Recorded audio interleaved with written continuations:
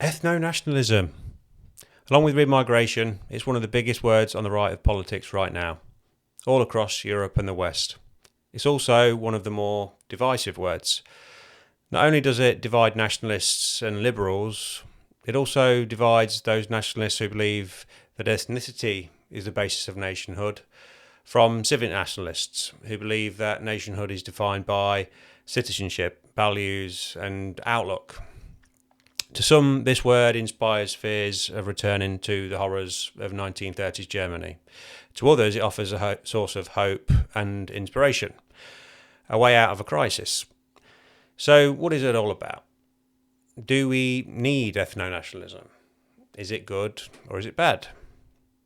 Now, I'm going to put my hands up right now and say I am an ethno-nationalist, sort of. But I want to put a pin in that sort of, and come back to it a little later. What I want to talk to you about today is why I believe ethno-nationalism makes so much sense. Now, I think there are probably more ethno-nationalists out there than you might think, though people don't always know they even are one. The guy next door to you might be one, your Auntie Sue might be one, someone from work is probably one, and you might be one too. Fair warning, if you aren't an ethno-nationalist yet, I'm hoping by the end of this video you will be.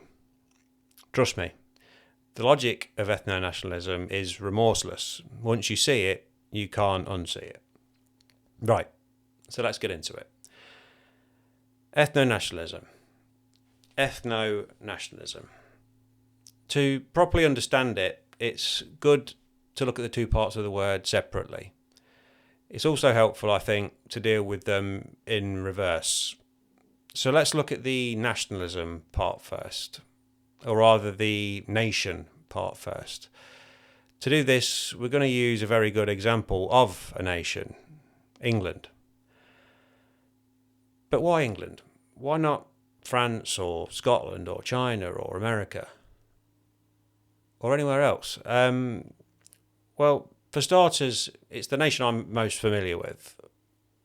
But there's also the fact that England is a fantastic example of a nation. Not only are we one of the more famous nations in the world, but in ethnic terms, the English are somewhat of a success story. In fact, as nations go, we are arguably one of the most successful in world history. So we obviously got a lot right, and that obviously matters when analysing what makes a nation like England so special. We're also one of the oldest continuously existing nations in the world. In fact, historians like David Starkey reckon we might qualify as the oldest nation in existence, still to exist in more or less the same form as it was when it was founded, with more or less the same system of government and the same territorial boundaries. Now, that's all debatable, of course, but the important thing is that England is a very clearly defined nation and has been for almost 1100 years without interruption. Before we go any further in examining what a nation, or rather England, is, we ought to bust a few myths about what our nation isn't. Because you see, there are plenty of people who have a vested interest in rewriting the history of who we are and what makes England, and more widely Britain, what it is. England isn't just a geographical entity. We shouldn't think of England as just the name we give to the southern and eastern part of Great Britain. We shouldn't think of England like we would, say, Central America or the Iberian Peninsula. After all, England wasn't always here on this patch of territory. Something else came before it. England came into being after the English people created it. A little more on that later. Our nation isn't just somewhere meant for anybody to come and stake a claim to either. It isn't, or at least it shouldn't be, considered a place you come to and attempt to change it to suit you. Now, there are people out there who think this is how England and Britain should be thought of, simply as a place of opportunity where you can come and lay down some roots and live out your life however you want, and as long as you obey the law and pay some tax, and you can be whatever you want to be, practice whatever culture you want, worship whatever god you want, and so on. This is essentially the multicultural viewpoint, and it has been, quite frankly, disastrous for this country. Under this way of thinking, if we suddenly found ourselves at a place where the majority of people were of, say, Asian origin, the culture and character of the country would naturally reflect that, and there'd be nothing wrong in it. Now, I guess there's an obvious truth to this. If you suddenly replaced the native English with Pakistanis or Bangladeshis or Nigerians, then the country would change significantly to reflect those people. But is this as it should be? I don't think so. I'm guessing if you're watching this video, you probably don't think so either. In fact, I'd feel pretty confident in saying that a majority of the British people wouldn't want that and don't think that. So, who are the people who truly make England what it is? Is it anybody who happens to just be living in England at any given time? Almost everybody would agree that that wouldn't be the case. But is it people who've managed to pass a citizenship test and have been given a British passport? Is it people who were born here? Is it people who've lived here for, say, 10 years? Is it people who share the values of respect and diversity and tolerance, those who value liberty and democracy, no matter where they came from? Or is it the people whose ancestors were here, in many cases, from thousands of years ago, those who created this nation, who nurtured it, who defended it, and built it up over more than 1,000 years of history? Now, I know what I think. I think it's the people who created the nation. You see, the English aren't just the people who happen to call England home. The English are the people who created England in the first place. We are the people who quite literally willed England into being. In fact, the English people predate the creation of England by at least 200 years. So if you're looking for the essence of England, it's us, the English people. We are the key ingredient. We are England's constant. We are the North Star of our own country. And this we, it's the English ethnic group. Yeah, we, the English, are an ethnic group. And that leads us to the ethno part of the word ethnonationalism, or rather that should be the ethnos part, which in ancient Greek meant nation, people, or tribe. Now, when we talk about ethnicity, a lot of people think we are just talking about race, and they get a little uneasy about it. Now, the two concepts are intrinsically linked, but they aren't quite the same thing. You see, racially, we are white, northwestern Europeans, but ethnicity, that goes much deeper. You can think of ethnicity as basically race overlaid with common ancestry, culture, language, traditions, religion, shared ideals, shared attitude towards a system of government and laws, and crucially, a shared understanding of where the boundaries of the nation begin and end. Now, all ethnic groups at one time or another have what we call an ethnogenesis, that spark that first brings them into being and makes them distinct from other groups that may happen to be around at that time. For England, that spark came at least 1,300 years ago. And why do we know this? Well, this man, the Venerable Bede. Writing in around 731 AD, he observed that the various Anglo-Saxon kingdoms had, by that point, already begun to see themselves as what he called the Anglekin. And the word Anglekin and Angloland are what would eventually morph into the words English and England. You see, 200 years before King Athelstan finally unified England under one king, the Anglo-Saxons had already had enough common feeling to think of themselves essentially as one people, destined to be united. And gradually the Anglo-Saxon kingdoms became one.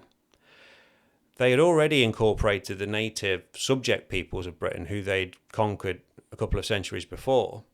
And with a small infusion of Vikings and then Norman stock in 1066, the English as an ethnic group became essentially complete.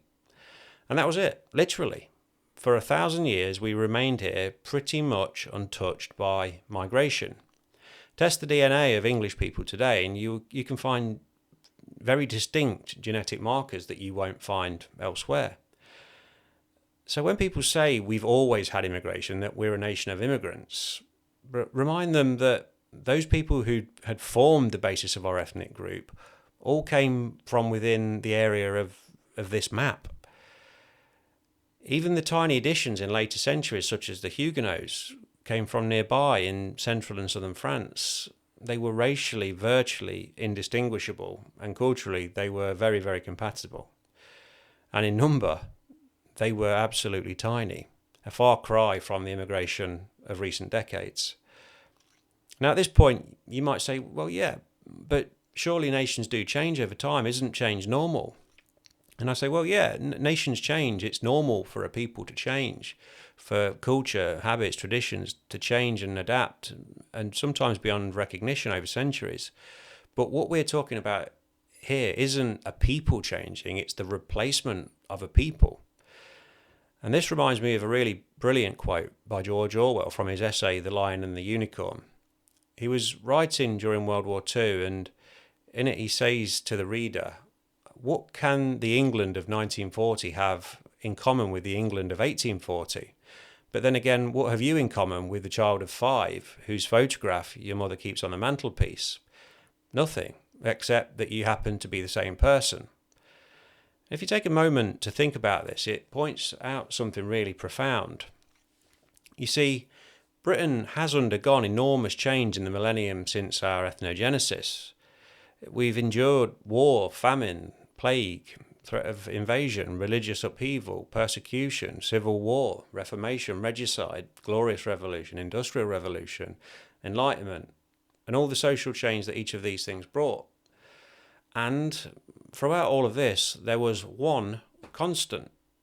And as I said earlier, it was us, the English people, who were that constant. So it very much does matter who is here and in what sort of numbers. It very much matters who they are, where they're from, and what they believe. Because if we aren't careful and the English people get replaced, well, then England dies. Now, it might be a slow death. It might take a while for the symbols of our nationhood to be removed. Our passports will still say British. The signs at the airport will still say welcome to England, at least for a time. But gradually, the England, the Britain that we know and love, will slip away. And just as there was something else on this patch of Great Britain before England, there will be something else afterwards. England will follow Rome to become just another form of civilization to occupy this plot of earth. So how do we avoid this fate? And what does it all mean in practice? Does it mean that non-English, non-white people can't even be in England? Of course not. We can still tolerate minorities so long as they are just that, minorities. We can still have people here with us, along for the ride, so to speak. But it's we who need to be in the driving seat. What we need is security, not purity. And how do we get this? Well, I'm afraid mass deportations and a policy of gradual remigration. What we need is to restore the native English, Scottish, Welsh and Irish in Britain to being a supermajority. Supermajority, I like that word. So what would that be? Well, bear in mind at the 2021 census, the white British population accounted for only 74% of the population and will have fallen much further since. Would it be back to 75? Would it be 80 or 85? No, I think in order to feel secure, it has to be at least 90% and ideally higher. The sort of balance we had back in the 1990s. And we don't just need demographic security, we need cultural security too. This means comprehensively dismantling multiculturalism and all laws and policies that promote it. It will mean likely scrapping the Equalities Act and Human Rights Act that ensure foreign ways and beliefs are given equal preference to British ones. It means insisting that if you're here and you live your life just as you would do if you were living in, say, Pakistan, well, then maybe you should just go and live in Pakistan. Britain can no longer be a free-for-all. This will mean policies aimed at dismantling entire communities of people who refuse to integrate and requiring that they leave, even if it takes a while to get the job done. And as long as we're heading in the right direction, we can afford to be patient. It means no more public celebration of things like Ramadan and Diwali. It means no more halal or kosher slaughter. It means no more teaching in schools that other cultures are just as welcome in Britain as ours. It means our culture is supreme beyond question. And if you're an immigrant or of immigrant descent and you can live with this, then great. At the end of this, I'd expect that there would still be several million people from immigrant backgrounds left in Britain. But if we do this and we do it right, they will be the sort of people who pose absolutely no threat. I've always said that people like Heather Small and Sir Trevor MacDonald and Ian Wright clearly don't pose a mortal threat to our country. Yeah, I'm telling you, it's okay to want mass deportations and remigration, and it's still okay to like Ian Wright and to think he's a good guy. Once we've regained our demographic security, we can go back to thinking of people like this as welcome and even cherished members of our community, part of the furniture, if you will. Perhaps not of us in a sense, but certainly with us. We can recognise their efforts to adapt to our culture, and we can be grateful for it. We can accept them as culturally one of us, even if they aren't ethnically one of us.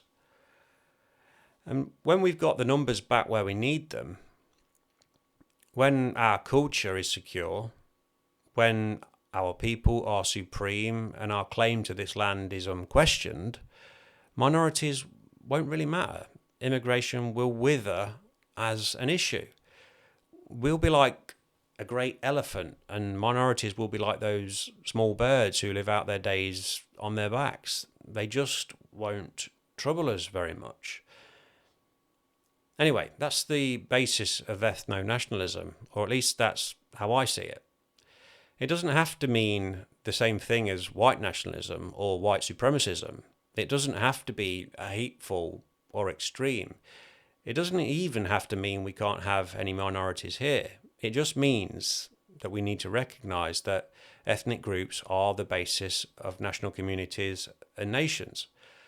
It means that ethnic groups, or the ethnic groups which make up Britain, the English, Scots, Welsh and Irish, have a right to a homeland and have a right to be the overwhelmingly dominant groups in that homeland.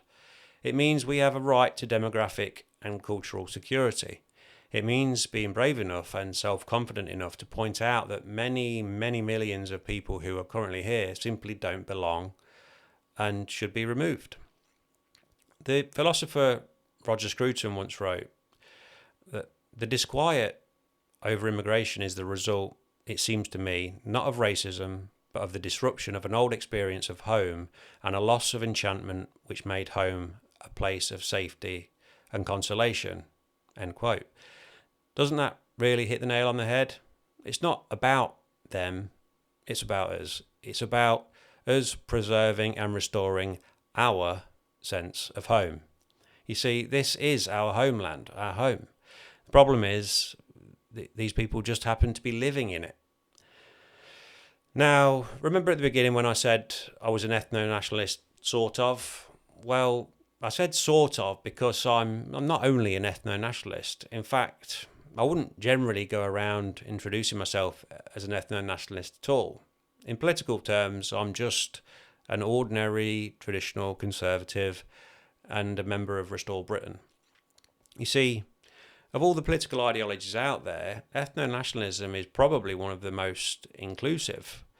You could be a conservative ethno-nationalist, or a liberal democrat ethno-nationalist even, or Labour or Reform, or none of the above. It doesn't have to be a permanent fixture in our lives. In fact, I hope it isn't. We need ethno-nationalism now because we need security now. We have that. When we have that security back, we won't need to be ethno-nationalists anymore. we can go back to being whatever we were before. We can go back to focusing on normal domestic politics and normal issues. And you know what? When we get back there, Britain will look and feel like a much better, happier and healthier place. I promise you that.